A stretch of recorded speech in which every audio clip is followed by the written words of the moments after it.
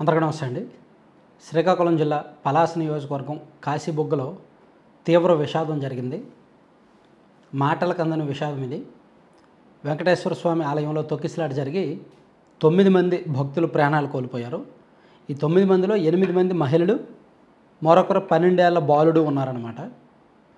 ఇంకా చాలామంది క్షతగాత్రులుగా హాస్పిటల్లో చికిత్స పొందుతున్నారు. ఇది ఊహించినటువంటి సంఘటన. ఈరోజు శుద్ధ ఏకాదశి, కార్తీక మాసం శుద్ధ ఏకాదశి కారణంతో వెంకటేశ్వర స్వామి గుళ్ళకు, అందులోకి శనివారం వచ్చింది కాబట్టి శుద్ధ ఏకాదశి కాబట్టి వెంకటేశ్వర స్వామి ఆలయాలకు రాష్ట్ర వ్యాప్తంగా భక్తులు పోటెత్తారు. ఈ టెంపుల్ కొత్తగా కట్టారు. 12 ఎకరాల విస్తీర్ణంలో సుమారుగా 20 కోట్ల వ్యయంతో ఈ మే నెలలోనే దీన్ని స్టార్ట్ చేశారంట, ఆలయాన్ని ప్రారంభించారంట. ఇది ప్రైవేట్ ఆలయం, గవర్నమెంట్ వాళ్ళు కట్టింది అయితే కాదు. సో హరిముకుంద్ పాండా అనే వ్యక్తిని నిర్వహిస్తూ ఉంటారు. ఆ సొంత స్థలంలోనే కట్టారు. సాధారణంగా ప్రతి శనివారం 1500 నుంచి 2000 మంది భక్తులు వస్తుంటారు ఈ ఆలయానికి. ప్రతి శనివారం ఆ స్థానికంగా 1500 నుంచి 2000, పెద్ద సంఖ్య ఏమీ కాదు. కానీ ఈరోజు వేల కొద్దీ వచ్చేసారు. అది ఊహించలేదన్నమాట. అందుకని వీళ్ళు అంటే 2000 మంది మహా అయితే ఈరోజు మంచి రోజు కాబట్టి ఇంకో 1000 మంది ఎక్స్ట్రా వస్తారు, 3000 మంది వస్తారు. సో పోలీసులకు సమాచారం ఇవ్వరు. అంటే సాధారణంగా చిన్న చిన్న ఆలయాల్లో, ఇటువంటి ఆలయాల్లో పోలీసులకు ఏం సమాచారం ఇస్తారు? ఊహించరు కదా. సో అందుకే పోలీసులకు సమాచారం ఇవ్వలేదు, ముందస్తు జాగ్రత్తలు తీసుకోలేదు, ఊహించలేదు. భక్తులు ఒకేసారి వేలాదిగా వస్తూనే ఉన్నారు. దాంతో ఈరోజు 11, 11:30 ఆ టైంలో ఈ తొక్కిసలాట జరిగింది. ఈ ఘటనతో ఇంకా ప్రభుత్వం కూడా డిఫెన్స్లోకి పడిపోయింది. పాపం తుఫాను వచ్చి ఒక 4-5 రోజులు రాష్ట్రాన్ని తుఫాను అతలాకుతలం చేస్తే ఆర్టీజీఎస్ పెట్టి అన్ని రకాల సాంకేతికత వాడుకొని ప్రజల ప్రాణాలు పోకుండా కాపాడి ఆ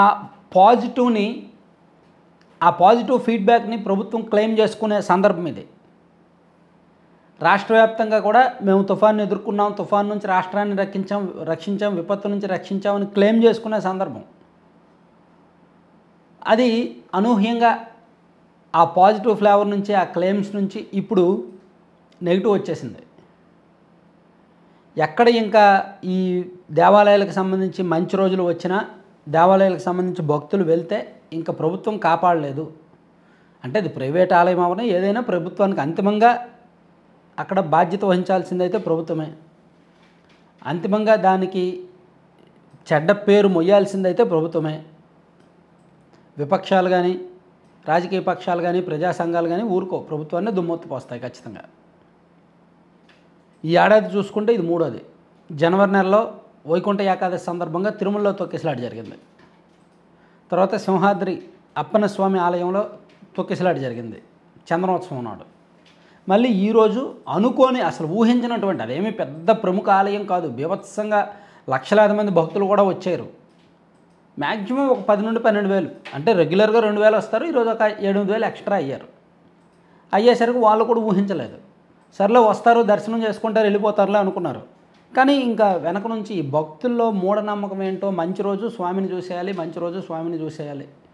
ఆ భక్తులు అంటే దీనిలో భక్తులను తప్పుపట్టాలా, ప్రభుత్వాలను తప్పుపట్టాలా, ఆ నిర్వాహకులను తప్పుపట్టాలా, ఎప్పుడు ఇటువంటి తొక్కిసలాట జరిగినప్పుడు ఎప్పుడూ అర్థం కాదు.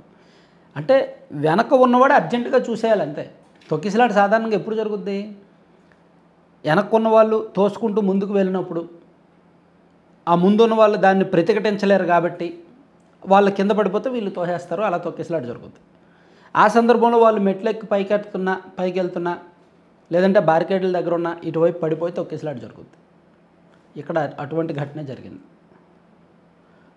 ఒక్కసారిగా ప్రభుత్వం కూడా డిఫెన్స్లోకి వెళ్ళిపోయింది. చంద్రబాబు గారు తీవ్ర దిగ్భ్రాంతి వ్యక్తం చేశారు. పవన్ కళ్యాణ్ గారు షాక్. నారా లోకేష్ గారు ఇమీడియట్గా హోంమంత్రి అనిత గారితో మాట్లాడి అక్కడికి పంపించారు. అండ్ నారా లోకేష్ గారు కూడా వెళ్ళబోతున్నారు, సాయంత్రానికి అక్కడికి వెళ్తారు. సో ఈ ఘటన మీద మరిన్ని అప్డేట్స్ ఏంటనేది ఒకసారి చూద్దాం. Thank you.